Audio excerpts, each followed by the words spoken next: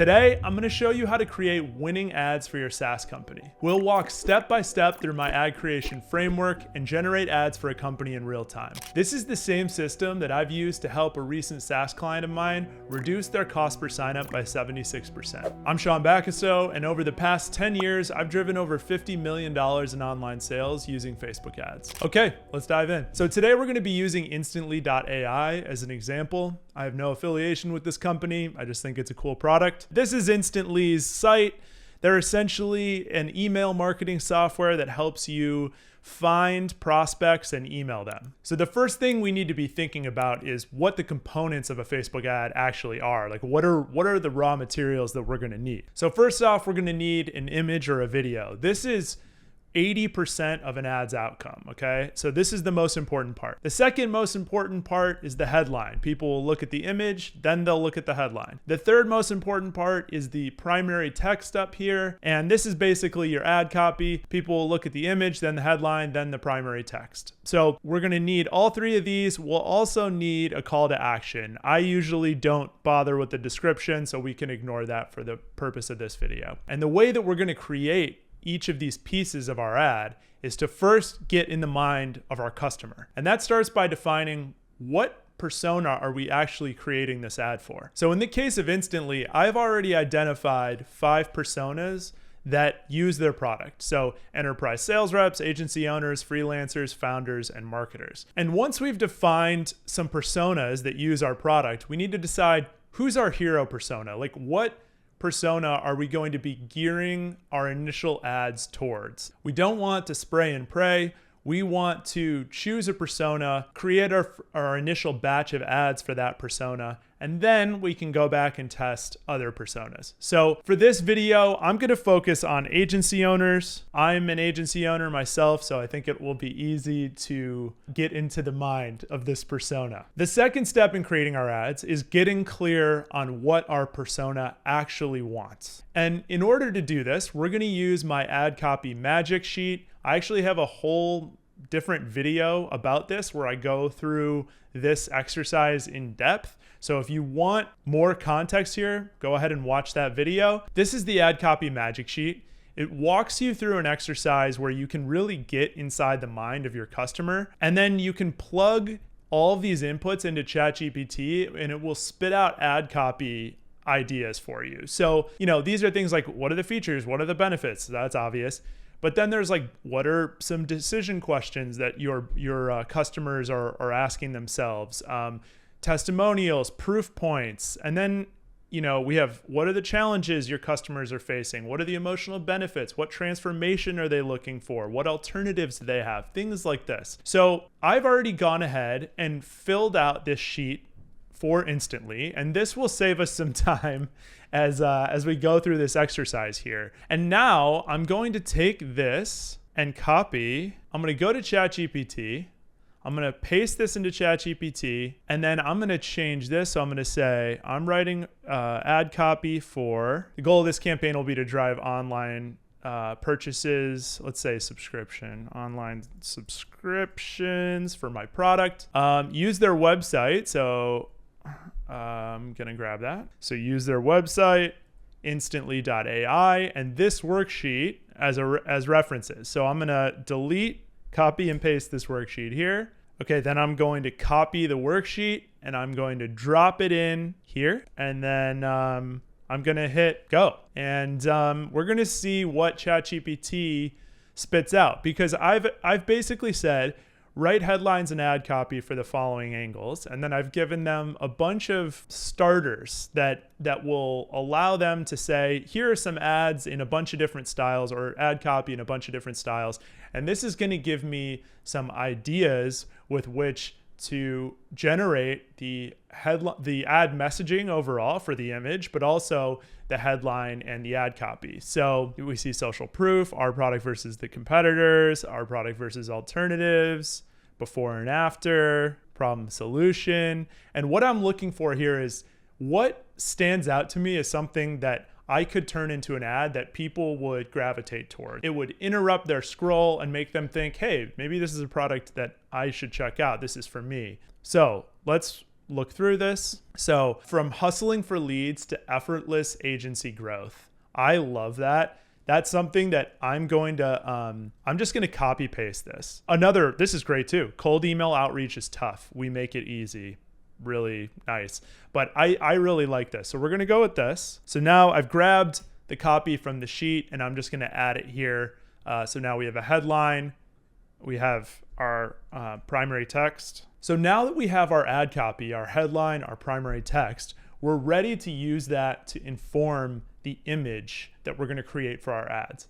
And the easiest way to do this when you get started is to just use proven templates that other businesses have already shown to work. And I've listed 6 here as examples of what a proven template even is or looks like. So before and after, us versus them, testimonials, advertorials, familiar screens. This is things like, you'll see Apple Notes, Twitter posts, Reddit posts, ChatGPT screenshots, like things that people are used to seeing in their daily life, benefit feature callouts. And there's a million ways to create an ad, but I would just stick with one of these or this type of template to start and just apply your brand and messaging to it. So I do have a tool that we're going to use today, and there's 2 ways that you can interact with these templates. You can either send this to a designer that you work with or a designer that you want to hire on Upwork. You can say, hey,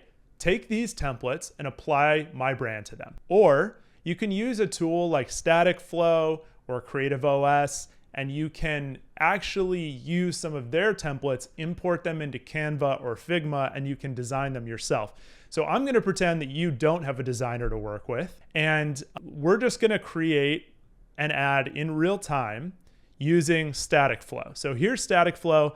They give you all these templates that you can just literally import seamlessly into Canva or Figma. It's really cool. And we're going to do this for Canva. We're going to take this template and we're just going to say use template for new design. Okay. So now we're in Canva and you'll see that on page 2 here, this is the version that I can use. I did take a image from Instantly. So we're going to do this. So we're just going to remove the clouds here. We're going to say, this is going to be the center of our ad. We're just going to move these around so that they're more, they fit our image better because obviously our image is a little different shape than the other one was. So we're just gonna move this around. So now I'm gonna edit this template so that it works for Instantly.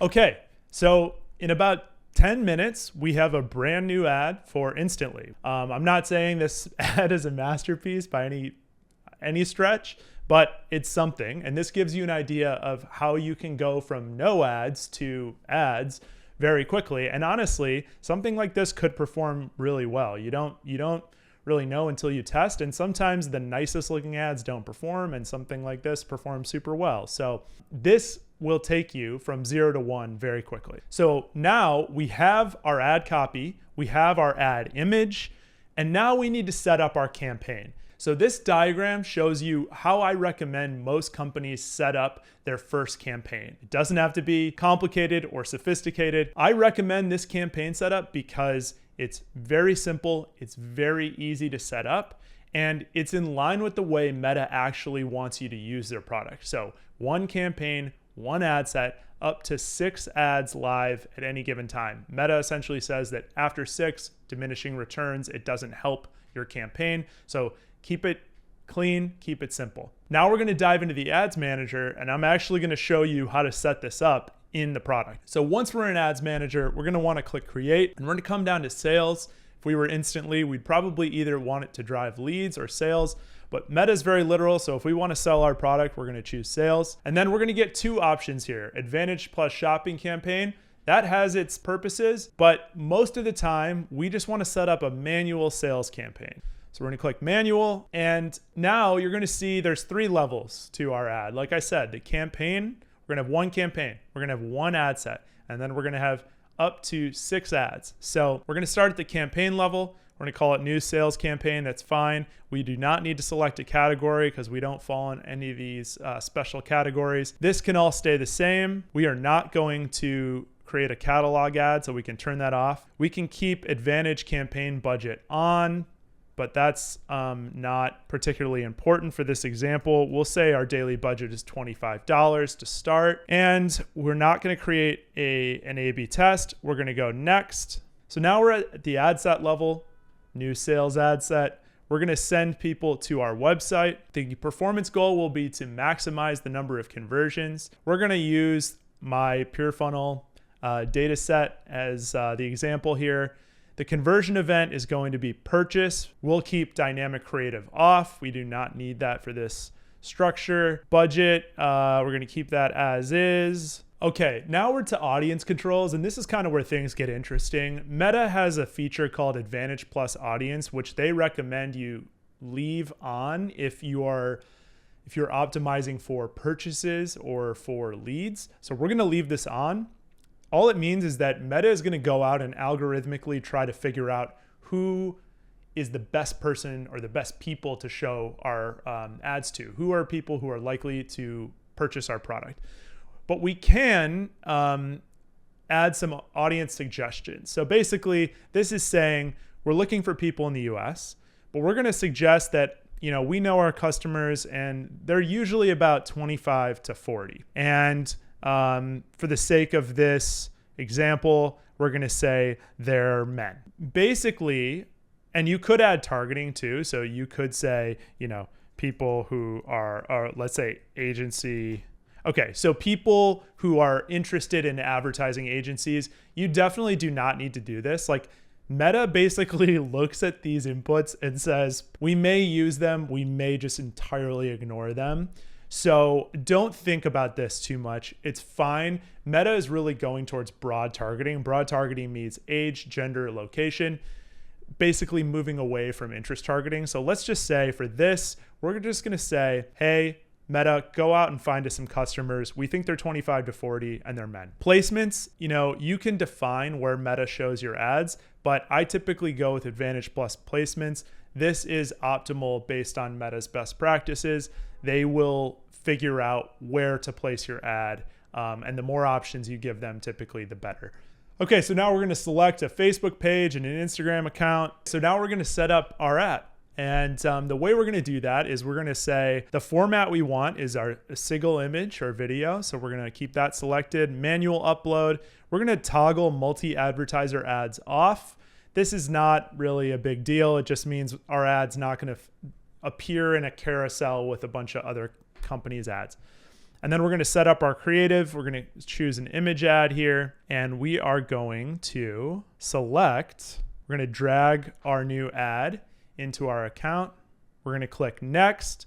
And then this is where Meta's showing us essentially how our ad is going to be cropped. So for stories, reels, apps, and sites, we're going to select original here, and they'll make this look pretty good. I'll show you in a bit what I mean. This is 1-to-1. This is good for the feeds. And then right column, we can either show the original or we can crop it so that I don't really want to do that. Some ads you're able to crop. Maybe we could do this like they have here. Let's try that. Let's just go with the original here. And then we're going to click next. We're going to skip and continue. Their AI generation, it's not good yet.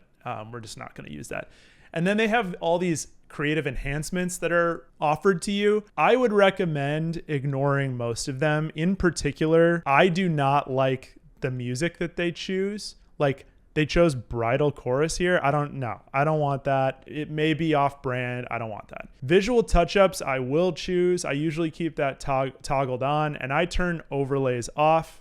You don't really need to know what these are. I choose visual touch-ups because they will vary the aspect ratio. If it fits better, they will stretch the image for you so that it kind of looks like it was created for the reels and story placement. So we're going to go to advanced preview here and just check our ads and make sure they look pretty good. It looks pretty good. And with one size, it can be challenging to make it look good everywhere. But I think for the most part, we've done pretty well here. And one the aspect ratio 1:1, like a square image, you can pretty much get away with all the placements. Optimally, you're creating different sizing for each placement, but we're trying to do this quick and dirty here, so we're not going to worry about that. So now we've set up our creative. We're going to take the primary text from, we're going to take the headline. So now we're going to take the headline that we wrote earlier using ChatGPT, and we're going to just insert the word agency here. And then for primary text, we're going to go back and take the ChatGPT text, and we're just going to make sure that this is well written, because sometimes, ChatGPT can spit out some pretty interesting, overly formal sounding stuff. Before instantly, spending hours hunting for email addresses. After instantly, automated outreach, warm leads, and your inbox full of client inquiries. Start your transformation now. I'm going to change this. Try it for free today. And then automated outreach, warm leads, and your inbox full of client inquiries. All right, it's kind of formal sounding, but we're just going to keep it for this example. And then for call to action, I like to use action-oriented call to actions rather than learn more. I usually like sign up, something like that, or purchase, or shop now. That just means I do that because I don't really want tire kickers clicking on my ads, because then Meta might take that to mean that they're interested and show it to more tire kickers. So I like to use action-oriented call to actions. And then we are going to keep this off, and Advantage plus creative, we're going to turn some of these off. Text improvements, visual touch-ups. Yeah, visual touch-ups, text improvements, more enhancements. I just want to make sure there's nothing crazy. Adjust brightness, I usually keep on. Relevant comments, I usually keep on. Visual touch-ups and text improvements, you can take it or leave it. Let's just turn this off for now. We're going to click save. You can, and I usually do, create multiple primary text and multiple headlines too for each to test. But for now, don't worry about it when you're just getting started. And then, okay, your website URL, you would put, instantly.ai. If you're tracking in GA4, you may want to add some URL parameters, but that's more advanced. We're pretty much ready to go here. And if I was actually going to set this ad up, I would click publish here, and our campaign would be live. We would see it in our ads manager here, and we'd be able to see all of the metrics related to the ad. I want to go back to this diagram here, because it's important that once you publish your ads, and remember what I said, like ideally we'd have 6 ads. So we'd publish 6 ads, and then we would compare the results of each of the ads and decide which ads we want to turn off and which ads we want to keep running.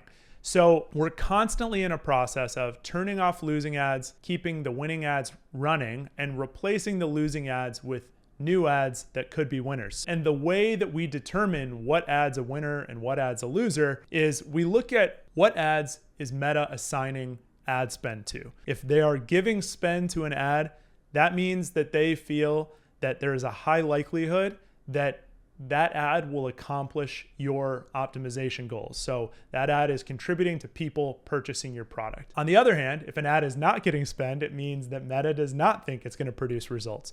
So if it's not getting spend, you can turn an ad off. If it's been a week, the ad just hasn't spent, just turn it off. Sometimes what will happen is you'll have an ad that Meta is giving a lot of spend to, but it's just way above what your cost per purchase or cost per lead target is. So let's say our cost per purchase target is $30 and Meta's giving a ton of spend to an ad and it's at $100 per purchase. We can turn that off because Meta's not infallible. They're not always right. If they're assigning ad spend to it, it means they think it will be successful, but sometimes they're wrong. So you turn that off. I would, if they are assigning spend to it, I would give it time to really let it produce purchases. I wouldn't just turn it off in 2 or 3 days. Give it a week at least to show some results. The last step in setting up your ads, it's more advanced. It's an optional step. You don't need to do this in order to run ads. But if you're looking to really optimize your ad performance, this is really important. It's called Conversions API. And essentially, when Apple iOS 14 came out and ad blockers started becoming more and more popular, Meta had to change the way that they figure out who's coming to your site and purchasing your products. So they created something called Conversions API, because what was happening is someone would come to your website and purchase, and Meta, whether, if that person had an ad blocker or they were on their iPhone and they had installed iOS 14, Meta couldn't see who that person was. Installing Conversions API greatly increases the amount of people that Meta can identify on your site. So this is so important, and there's a number of different ways to set Conversions API up, and I'm just going to give you a brief overview here. So if you go to your events manager, you'll see that Meta offers you the option to set up Conversions API, and they say maximize the data measured on your website and reliably share it with Meta. So we're going to click Set up Conversions API. If you're on some sort of CMS, content management system like Shopify or WordPress, WooCommerce, anything like that, you can just set it up with an integration. There's some other integrations as well, like Zapier. You can use this Conversions API gateway. So that's another option. So if you're not using an integration, you can use a host with a partner. You can host it yourself. I believe this is via AWS. Yeah, you can use your AWS cloud account to set it up here. You can host it with a partner. This is, again, a whole nother video in and of itself. So I'm not going to get too far into this, but I want to show you why it's important. Once you've installed Conversions API, you will see that you get an event match quality score. So Meta is essentially telling you, based on all the data that you're sending, we're identifying, let's say, 70% of these people. The two most important indicators in this report are email and click ID. Click ID is actually the most important. So click ID is essentially saying, of the people who are taking this action, like let's say people starting a new trial, we're able to identify 29% of people who clicked an ad and then took this action. And this can be misleading because this also includes all your organic traffic. So it's hard to know whether that's a good number, but because it's green here, I'll take that indicator to mean they are identifying most or all of the people who click an ad and then start a new trial. On the other hand, up here, we can see that this is an orange indicator here for email, which means that of all the people coming to our site and signing up for a new trial, we're only getting 17% of their emails, which is not good. In order to start a new trial, they need to provide their email. So we should have 100% here. And this means this is something for me to look into. But all to be said, Conversions API will feed better data to Meta, and then Meta will be able to better optimize your ads because they really understand who's coming to your site and taking certain actions. And they're like, okay, I'm going to show this advertiser's ads to more people like those people. So the better data you feed to Meta, the better their algorithm is at delivering results for you. So that's how you create a winning Facebook ad for a SaaS company. If you want me to help you grow your SaaS company with ads, click the link in the description, check out my website, and schedule a free strategy call with me. And if you learned something today, check out my ad copy magic video where I walk you through that whole exercise and show you exactly how to get in the mind of your customer, understand their hopes, desires, their fears, what they really want, and then show you how to use ChatGPT to create winning ad copy. Till next time.